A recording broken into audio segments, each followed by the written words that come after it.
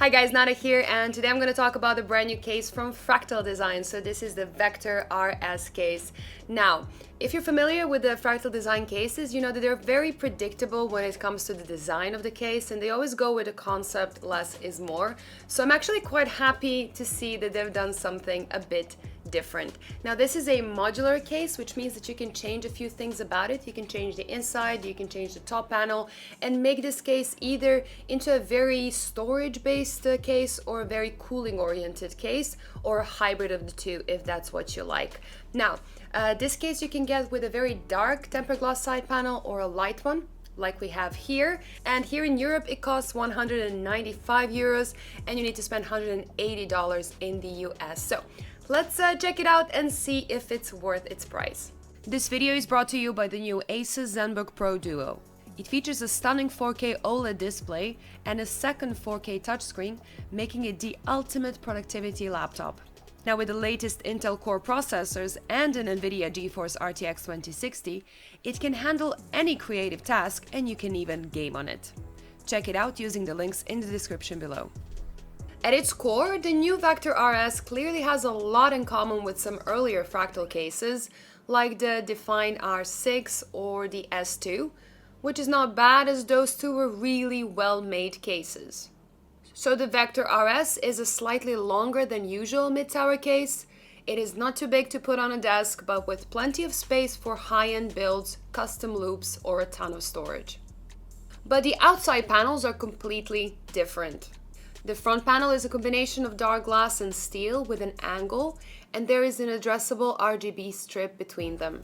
The sides of the front panel serve as intakes, and they have fine dust filters which you can remove and clean by taking off the front panel. And when you actually do take off the front panel, you see how well made this case really is, as the panel is very heavy and the finish is excellent. And you can instantly feel that this case belongs into a 200 euro segment. The addressable RGB line on the front goes all the way over the top towards the back of the case without interruption. So you can control that RGB using a header on your motherboard, but they also include a small controller that lets you choose between different presets, and you can even control the brightness of the LEDs. So this is where it gets interesting. The case comes with two different top panels.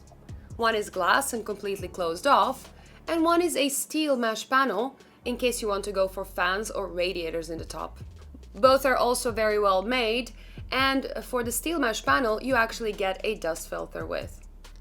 The front I/O panel is also very decent. You get two USB 3 ports, a fast Type-C port, there is a power button and a reset button, and there is also two audio connections.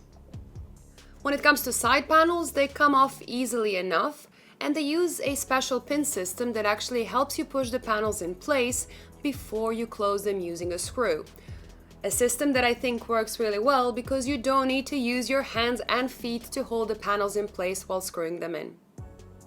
When it comes to the inside of the case, Fractal did ditch the white fans and expansion slot covers for a complete blackout look. The case is also very spacious, and it can fit an eATX motherboard as well, like the MSI X570 Godlike I used here, although you might want to stick with an ATX motherboard if you want to use the cable management grommets on the side of your board. The long vertical panel in the front can be pushed to the back if you want to open the entire case without it looking messy, which is great if you want to go for custom cooling, for example. But personally, I really like the look of it in the front, and it also helps me hide the cables because I use an eATX board. Now, if you keep the panel there, you can actually build a storage heavy rig and fit 11 3.5-inch hard drives behind it. So the 6 solid trays that also have dampening are included, and the other 5 you will have to buy separately.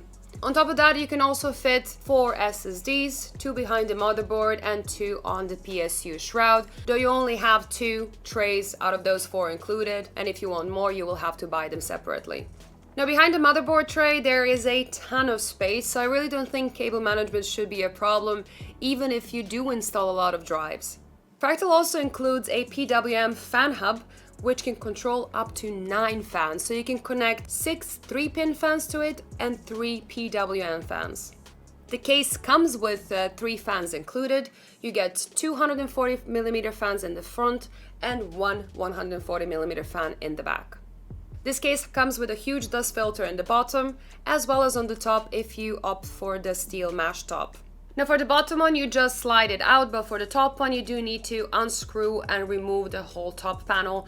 I do think that's just a few steps too many, and I just wish they made it into a sliding filter as well. Alright, so let's check out the system that I have right here. Now, being that this case is a bit expensive and it's supposed to perform really well, I actually wanted to build a high-end system, push this case to the limits and see how it actually does. So for the motherboard, I have the MSI X570 Godlike motherboard. In there is none other than the AMD Ryzen 9 3900X. Cooling that CPU, I have a Corsair all-in-one cooler. This is the H100i RGB Platinum cooler.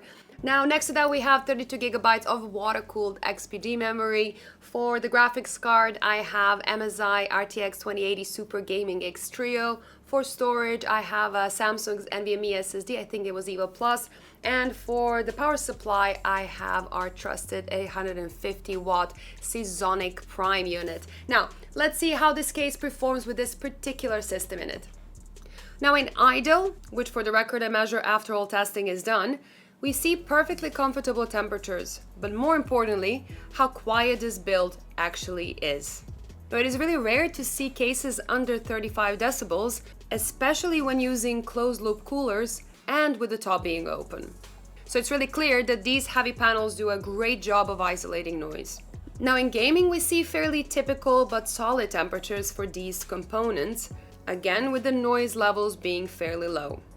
Keep in mind that I use the quiet profile on the fans and cooler here, as I prefer keeping my builds quiet as long as the temperatures are low enough. When we leave everything on quiet mode and start Blender, where the CPU really needs to work, we see the CPU temperatures rising a bit, but still well within acceptable ranges.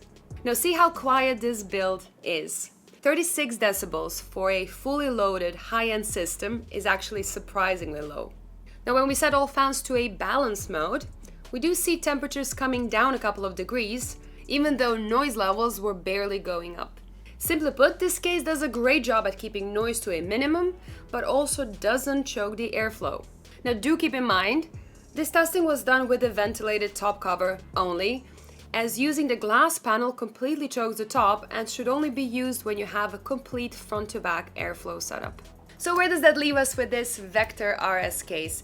Well, first of all, it performs really well. The noise performance is actually exceptional, and it is very, very well made. That alone makes it very easy to recommend to people. Now, it doesn't come in cheap, but you actually get all the important key features that you want to see in a high-end case in this price range. Now, of course, there are some alternatives in the market that you can look into that cost a bit less, like the NZXT H700 or H710. There is Funtex P600S. There is Be Quiet Dark Base Pro 700. And you can also look into the Fractal's own R6 and S2 cases. But at the end of the day, when it comes to cases, it is all about personal preference. So if you do like the design of this case, and this case caught your eye, it is really easy to justify spending a bit more to get a case that performs this well, and it's actually really well made. Now, that's it for today. Thank you so much for watching. Let me know in the comments below what you think about this case and about this review. Don't forget to subscribe, give me a thumbs up, and yeah, see you next one. Bye!